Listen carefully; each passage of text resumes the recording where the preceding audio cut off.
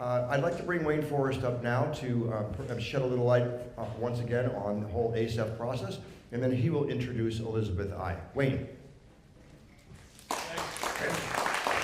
Thanks, Lloyd. For a few of you, this will be a repeat performance, but AICEF is a cultural foundation, dates back to the 1970s in New York. It's helped Indonesians get PhDs in the United States. And for the last 6 or 7 years, we've moved into cultural exchange and performances. These films and this program that we're doing with Middlebury really is the essence of what our foundation's about. And my idea for this prize was not just the films being exchanged, but people. So this morning, we had the Indonesian films and the host was with us, and Elizabeth, I know, is being hosted here, and she's already been talking with the Indonesian filmmakers, and she will be going to the Bali Film Festival next June. The foundation doesn't make any choices of the films. We leave that to the festival. All we do is provide the means for that to happen, and we can ensure the safety and the transportation and the cultural little nuances that will help the performance of the prize itself. This film fits to a T what we're trying to do. You'll immediately see the cross-cultural side to it. And Elizabeth wants to say a few words before we show the screen, show the film. Am I right? Elizabeth, you want to come up and say just a few things? So please welcome Elizabeth I.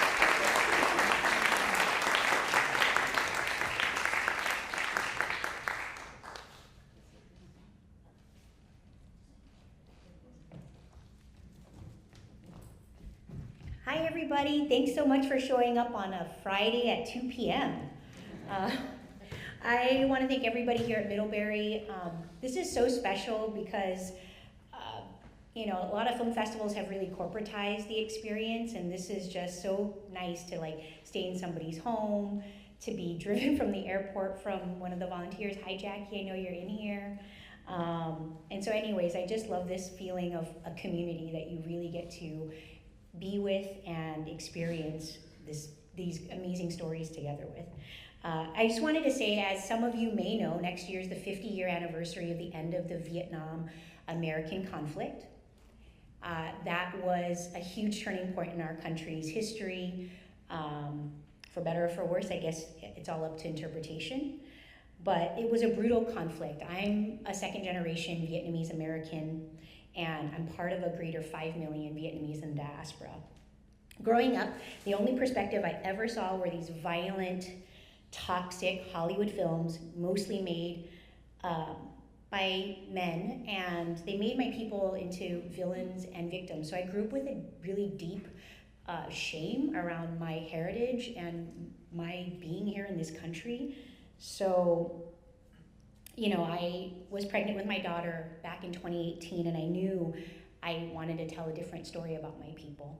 So I turned to a much more reliable history of old photo albums with my very own family in them, and I started to flip through these pictures and trying to think of ideas, and I found pictures of my aunties and uncles who were newly settled Vietnamese American teens with bold makeup, wild hair, wrapped in the armor of denim and ripped leather jackets.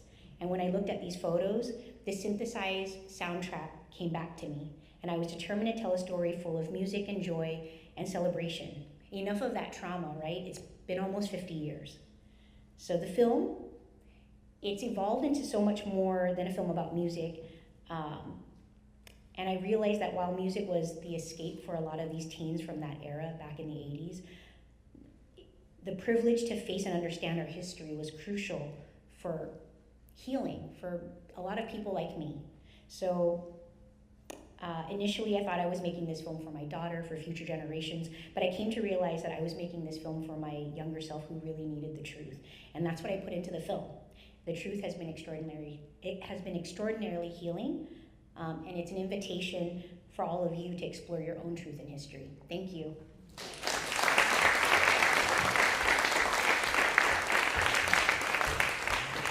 One last note before we go to the film. Please stick around for the Q&A. Elizabeth and I will be up on stage. Wayne, if you want to join, please do. Again, like the last Q&A we had, I can assure you this one will be quite interesting. Enjoy the film. So I just want to say that this is the third time I've watched the film, of course on the big screen, and I am struggling to hold back tears because this is one of the best sort of intergenerational, cross-cultural, and deeply personal films we've ever had. And your courage in trying to get at sort of your own trauma, as you said in your introductory remarks, is extraordinary. And I think I have questions, I think the audience probably does as well, about the nature of this journey. But I hope that as you sit here today, you have a little more peace than when you started this film. I hope so. And your daughter, I understand now why it was difficult for you to come here. I wouldn't want to leave her either. She's a scene stealer. Super cute. And I loved it. Well, Elizabeth originally was not going to come and stay for very long. I convinced her that she should leave on Monday because we would love to present her with her teddy. And my thought was, well, when she brings that home to her daughter, that's going to be a coup, big coup. So she will be with us for closing night. Anyway, just paying my compliments to you on what is a truly special and personal film. My first question has a lot to do, though, with, was there, when you started out, to do a bigger picture of New Wave and sort of the generational split between what the immigrant generation in leaving Vietnam and coming here, what they had to sort of sacrifice to keep their families together the best they could, and then the assimilation story that follows from the first wave of New Wave, was that the original story that then morphed into a personal story, or was it from the beginning you had in mind that you were going to end up where you ended up? Well, this is definitely the second film I made from this journey. I made one film and I finished it 2 years ago. And then I think that we were in the rough cut phase. And in the course of 4 years, so it was 6 years to make this film, at close to the end of the fourth year, I was in an assembly approaching a rough cut, and just something didn't feel right to me, and I had advisors that were split. You know, some were like, this is really fun, you should go out with this film, and I made it very much like a by the numbers, because I love music docs. Sometimes I just want to sit and learn things, and I wanted just to make a movie about a subculture in the Vietnamese diaspora where they all came around, and so it's very much, you know, a music documentary where this music came from and where all are the players today. I made that version, and you know, I squarely wanted to have just joy and celebration be the foundation of that version of the film. And I had that version, but I think I was so focused on making a movie about joy and celebration and the music and the partying of back in the day that I wanted to avoid the pain and the trauma that they had endured, because I was like, well, there's enough Vietnam War films, all the white men have made them, why would I just go and regurgitate that? And I think that's what happened at the end of that. Everybody was like, well, what are you trying to say? You kind of like scratch the surface of trauma, but you don't really get into it. And so we just learn about this music. There were a lot of more laughs in that version of the film. And so again, I had advisors and friends and like our teammates who were in it were like, yeah, you should go out with this version. I think that it's valuable. It's gonna bring a lot of joy to people, go out with this film. But I think just it took me a moment to think about all the interviews that I had gone through, and I started to watch them again. And I realized everything that I avoided was everything that I was avoiding in my own life. I was like, don't look back, you're fine. You know, that was the narrative that I grew up with. That, you know, you have so much more than that first generation. You know, we fled war, we came to this country, we didn't have language. Like, you know, you just need to suck it up and just focus on what's ahead of you. Don't ever look back. And I think that emotionally, I wanted to tell a truer story, especially as a first-time filmmaker. I wanted to say something deeper, and I just wanted to be honest about the experience, and I think it took those first 4 years for me to be able to finally excavate far enough to say, I know I'm avoiding something, because I didn't even know that I was carrying around this baggage of trauma until I heard everybody from my community tell me, this is really painful to regurgitate these memories for you, because we had this music because it hurt so much at home. We had somewhere to hide and run away to. Yes, right, it gave you shelter. I am glad I didn't see the first version. I might have had the same question. No, we really did. No, it was never released? No. I see. I basically took a hammer to it at the end of the 4th year and said, I need to film more and I'm gonna make this other film, so that's why there's this huge, I tried to make this version feel a little bit more linear in terms of my story, and I threw out a bunch of scenes and stuff and then tore it apart and said, you know what, let's be a little bit more linear in terms of my journey, because it was much more of a Greek chorus of people sharing about the era. There was a dozen more characters that were in the film, and I tore out a lot of stuff that I loved so much and said, you know what, I need to hold everybody's hand and say, this is my journey, and I think it'll help you understand everybody else's journey. Wayne, did you have a question? Really a comment, but a lot of us are older than you, but a lot of us here, myself included, Lloyd, we're all second generation. Our grandparents came here. So what resonated for me is they didn't have that subculture that you explored here. At least we never heard about it. We knew that they had trauma coming here from wherever they did, Poland, Russia, Europe, but they assimilated.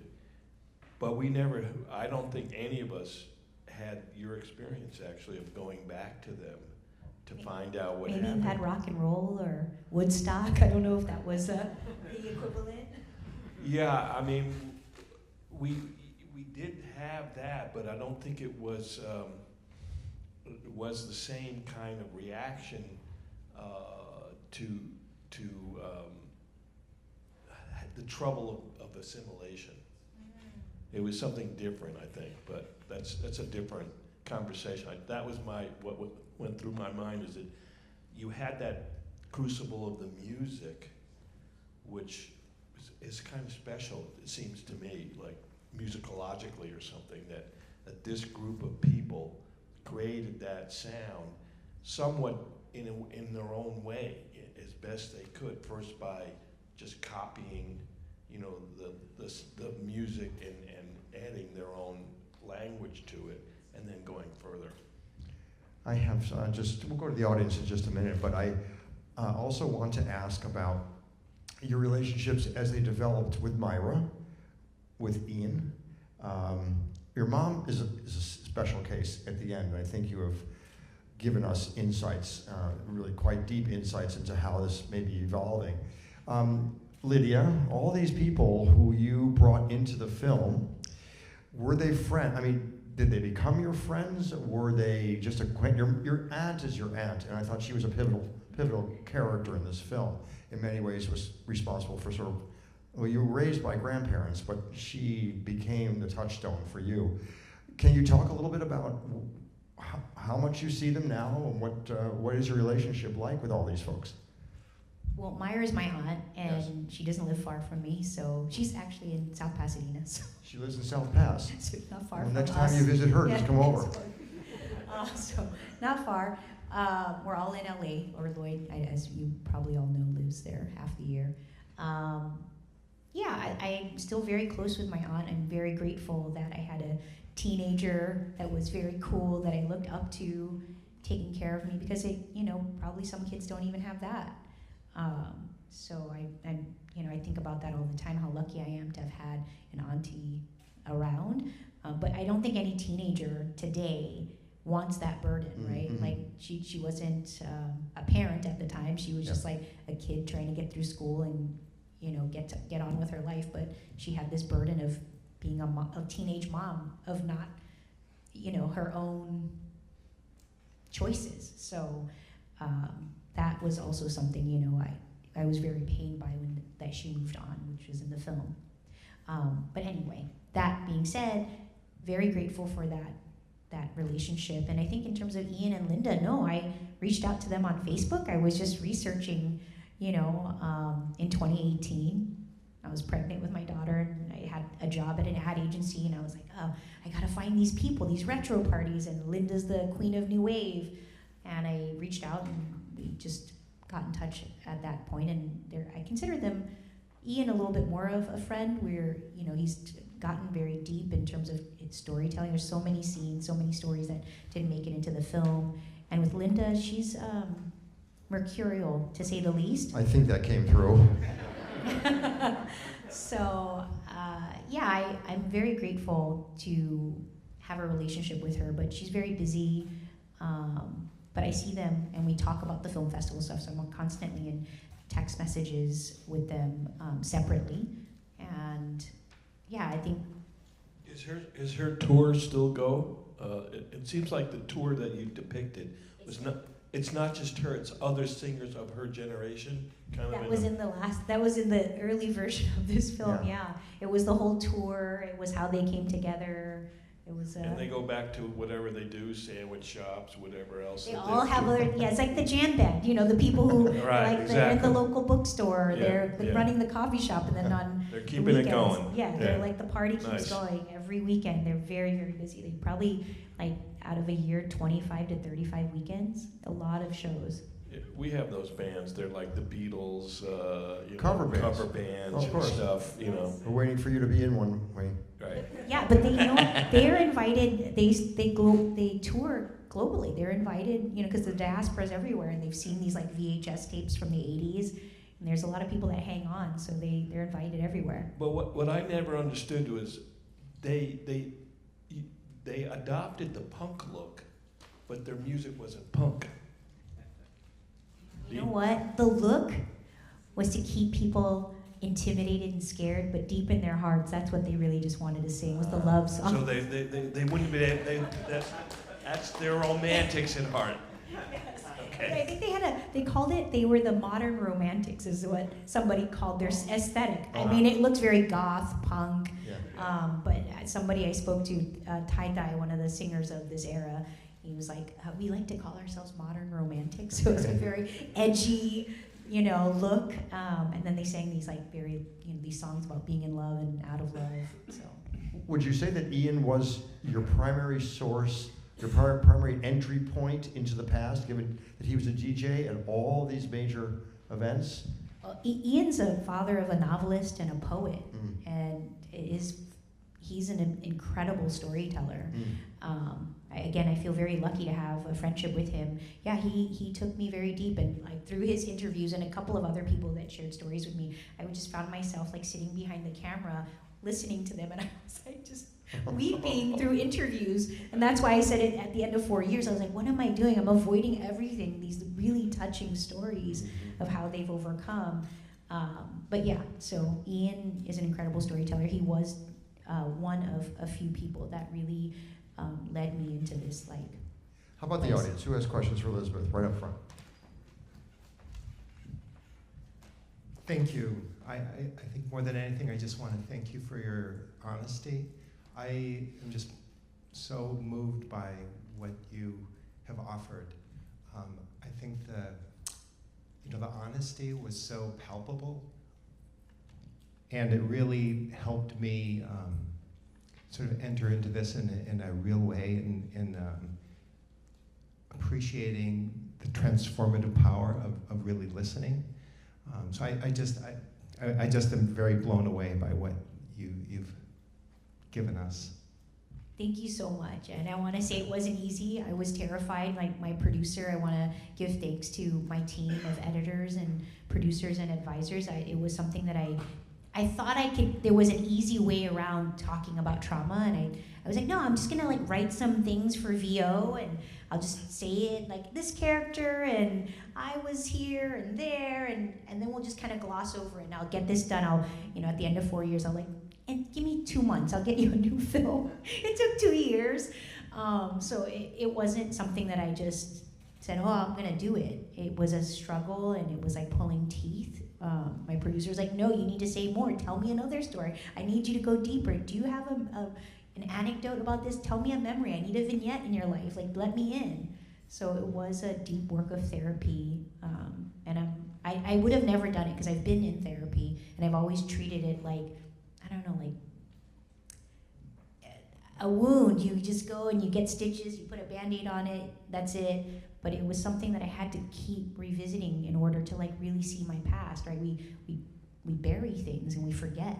Well, that stands in sharp contrast to the immigrant experience. We're talking about, life, say, in any country, but here in the case of Vietnam, having a sort of a forced migration to come to the United States. Talking about that is very, very difficult. So here you are, maybe a couple generations later, able to do it. And maybe that's also part of the evolution of living here. And that's the privilege. Yes. Who else has questions for Elizabeth? Here, I have one. I have one over here. Go ahead, Arthur. First of all, again, thank you for that amazing journey and sharing it with us. I just have a comment and a quick comment and then a question. The comment was you mentioned that Ian's son is a novelist. I think in the film he Ian's communicated father. that his father was a novelist. Oh, is it? He was the man on the stack of books. Yeah. He's like the Hemingway of Vietnam. So he was very revered. It was hard. Everybody that knew who his father was like, why didn't you make more of a scene of it? I was like, I can only tell so many stories. So no, I'm sorry. I thought you said that Ian's son is now a novelist, but I missed Ian that. only has a daughter. Yeah. And I was saying that Ian is a son of a novelist and a poet. My question was, would you mind sharing with us your journey to becoming a filmmaker? And in what way did that come about in terms of... Well, it's a circuitous path, I guess. I didn't grow up watching a lot of films. I was a latchkey kid, and I probably watched a lot of reruns of Three's Company and I Love Lucy. I had my nose in a book often, so I really loved stories. So that was the foundation of loving storytelling. And then I got to college. I thought, I wanted to make change in the world. I was like a longtime student politician. We're probably all watching things like the DNC and the RNC. But those kinds of narratives, again, I loved politics and I loved storytelling and the kinds of stories and why we do the things that we do. We obviously know, as we're all here at a film festival, why we love stories so much. But that was really my foundation. I didn't have any dreams about being a filmmaker or a storyteller. I just knew I loved stories. So it wasn't until I decided that I wouldn't be a politician after going to university. I was a politician at college, and I thought this would not be the path for me because of my experience at university and it being terribly corrupt. So I said, well, what am I going to do with my life after school? And so I started to work in a nonprofit with a lot of kids after school, helping with the after-school art curriculum. And then I realized that there were artists that needed help. And they're like, you're really good at planning things. So I became a producer first, somebody who shepherded stories and art and things. And through that, people were like, well, since you're doing these art shows, maybe you should make a short film about this. And I was like, well, what's that? I didn't even know the first thing. So again, I didn't go to school for it, but they're like, you just need a camera and sound. And so anyways, it all was very happy accidents, or I don't know, here I am. And I started to produce things eventually, from making a little short film for nonprofits to making my first feature with an artist, and that was in 2008. So I started to produce things a little bit more on a commercial level because I had to keep the lights on. And so I made short form content for a long time for National Geographic and ESPN. And then my nights and weekends were reserved for doing independent film, helping other filmmakers, people with visions and stories. And I just loved being around it so much that I knew that was all I wanted to do day and night. And so, anyways, I'm in my 40s now, and I you know, when I had my daughter, I was in my 30s. And, huh? We wouldn't know. Oh, I mean, the dates are on the film, but I was in my 30s, my late 30s, and I was just like, I had been working to survive through my 20s and 30s. You know, obviously I'm not a trust fund kid. It's like no fallback plan, but it was the first time in my life that I had a savings. So this is the craziest thing to say I'm gonna make a film. I'm about to cry. But I just had never like given anything to myself, you know, and I have a partner now, and I think it was the first time in my life that I was like, oh, well, people get to go to grad school. People give these things to themselves as like gifts to do things that they want in life. And I'd been producing, and I just love stories so much, and I just wanted to tell the story for my daughter. That was the initial instinct. I knew I was pregnant. I was like, I have to tell her a story that I love, something very personal. And I think, I know it's the right decision, because I ended up giving this gift to myself. Yes, you did. Yeah. Yes, you did. Correct. Yes. Beautiful.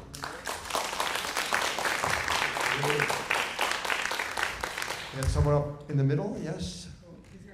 Oh, you've got that. Go for it, Aziz. Hi, thank you so much for the film. Many things hit home, and probably I won't talk about it now, but probably I'll cry later in private with you. Many things hit home, you know. Yeah, and probably I'll cry in private with you later on. Anyways, as a fellow Southeast Asian, how do you convince your, especially your mom and everyone else in the family, or the rest of the cast, to actually want to be in a part of a film and be open talking about those things and their feelings and their journeys in front of the camera? I know it's not, the mentality is pretty much the same, like, you don't talk about it, just suck it up and move on. What was the process of convincing them that this to be involved in this journey and be a part of the healing journey together through the medium of film? So what does it take to convince them to be a part of it? Convincing. How did you convince all the protagonists essentially to really be part of something deeper than just surface treatment? Well, I'll start with Ian and Linda, because it was easier. I think they were kind of public-facing people already. So Linda's like, okay, film me, you just follow me around, whatever I do, and it ended up being very difficult. It could never pin her down, actually. And then Ian, he's always DJing at parties, so I was just filming that at first, and then I convinced him to do an interview. Same with Linda. After, when they see that you're serious about this, they'll give you access. My family, it was also like pulling teeth. They're like, why? What do you need to know? You know everything you need to know about us. Just tell the story yourself. So it was a lot of begging, like, please, but they want to hear it from you. It would just be me telling your story, and nobody would believe me. So my mom, as you saw, was just like, don't come here. Just tell her your daughter I'm dead. I hadn't seen my mom in 10 years since I made the film. That was heavy. It was heavy. And I don't, you probably saw the camera work too. I never wanted a camera in her face, so I just set it down somewhere and filmed us and put microphones on both of us. It was excruciating, but I just wanted them to trust me, so it was whatever on their terms, however they needed it to be, to make it work. And obviously, there's some technical things about it too. I was like, all I could get is sound right now. This is it. They don't want a camera in their face. So anyway, it was excruciating to convince them, but I 6 years of telling them, not my mom, but my aunt. I had an uncle that I tried to get in the film, and he wouldn't. Yeah, he wouldn't do it. He gave me some photos though. So. Well, often on this stage, we talk about gaining the trust of your subject as a documentarian. How long did it take? Did you have to spend a year somewhere before they would even talk to you and open up? This is taking it to the extreme, trying to convince family members to trust you enough to really talk to you in a way that is meaningful to you as the filmmaker. And so I understand that. It's I think reality TV morphs people's ideas of what documentary filmmaking is too. People think about that, and they're like, oh, you're going to expose these terrible things about me. I don't want to be a part of this reality TV show. That's what I think my auntie thought it was. I think she watches reality, so she was just like, please, no, I don't want to be a part of your circus. And so anyway, it was, I mean, they love my auntie, my uncles, they love me, but they were also like very reluctant. Someone may want to ask if they've actually seen the film. Let's go to Claudia, right here. Yeah, I was just curious after so many years of trying to connect with your mother, you had the courage to say, I'm coming, I want to see you. Was there anything about the timing that made your mother, that enabled your mother to own that she made a mistake and to make a real effort to connect? You know what? I think I had invited her to my wedding, invited her to come see her granddaughter when she was born. I was always, it's gonna make me cry, it's always like asking somebody to be a part of your life, and then I was just like, I'm going to Wyoming. Like I'm just get these plane tickets. At first she actually didn't respond. I bought the plane tickets. She's like, I'd never been to where she lived. I'd never been to Wyoming. And how did she get there? Just quickly. I just said I bought tickets to Jackson Hole. No, how did she get to Jackson Hole? Oh, that's a whole. Do you have time? Because I have stories. I'm like, do you want to know? If it's too long, forget it. You know what? She had a gambling problem. She was in Vegas. I mentioned that in the thing. She, with addictions and all of that kind of stuff. So, not substances, but, She gambled. She gambled. It was the only way she had any control because my grandparents had very much used her as a piggy bank, right? And so she was like, well, if I'm going to spend my money, I'll lose it myself. Yeah. I think a lot of that. So If you could talk, is there some gambling in Vietnamese culture going back to Vietnam at all? I think just as much as any culture, but I think that the culture of trauma, you tend to fall into alcoholism or other addictions. Yeah, I know some of the I know Indonesian. There's like subcultures of gambling there, even though it's outlawed. I think just like there was prohibition in the U.S. There's people try to outlaw things. So, I mean, whatever it is, I think that there's when people who have PTSD, have trauma, usually tend to lean on substances and afflictions. I think you covered her confession in the film at the end covers all of this well. I mean, she had been programmed to provide for a very large family and didn't have any safe space for herself, whether it was destructive or not. She had nothing. And when she finally does find that safe space, it becomes gambling and it creates some problems for her. Yeah, I think I wanted to answer though, you were saying like, what was it? And I think everybody, I was talking to my husband and talking to my friends, producers, and they're just like, just go. Like, just go. You are upset that your whole life, your mother wasn't in your life for whatever reason, and you can make up excuses, you can paint her into whatever monster that you want to, but why don't you just show up? Like, what happens if, and then I just took the trip. I said, you know what? We travel all the time. I was just like, well, it'll be a trip and we're gonna end up at the Grand Tetons and we'll make a whole vacation of it if she doesn't decide to see me. So I kept, about like 6 weeks out, I bought a flight and I told her, we're coming. She didn't respond for a while. The first 2.5, 3 weeks, I didn't hear from her. Mm-hmm. I kept texting and then I had to call my uncle and I said, will you please call her and tell her I'm coming? Like, she talks to her older brother a lot, or more than me. She seemed to be, prepared for you and the table was spread with food. I don't know how long you'd been there, but do you think your daughter, the presence of your daughter made it easier for her? Absolutely. And did you in any way have to cope with any kind of, was it difficult for you to watch her interact with her daughter and give her the kind of time that you didn't have? It was very healing, I think.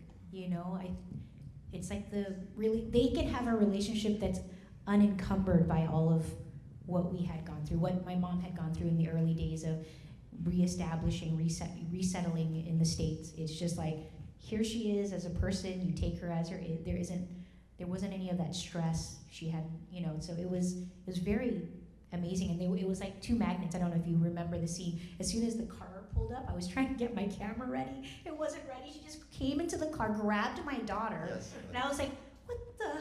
I'm just trying to make a pretty picture of this moment. I didn't. And that's the way it went. happens. Yeah, it just happens. I was like, okay, just press record and just started moving the camera around. Well, But- now that we've reached the 4 o'clock, we're going to take one more question. Okay, we'll make this one the last one, right behind you, right there.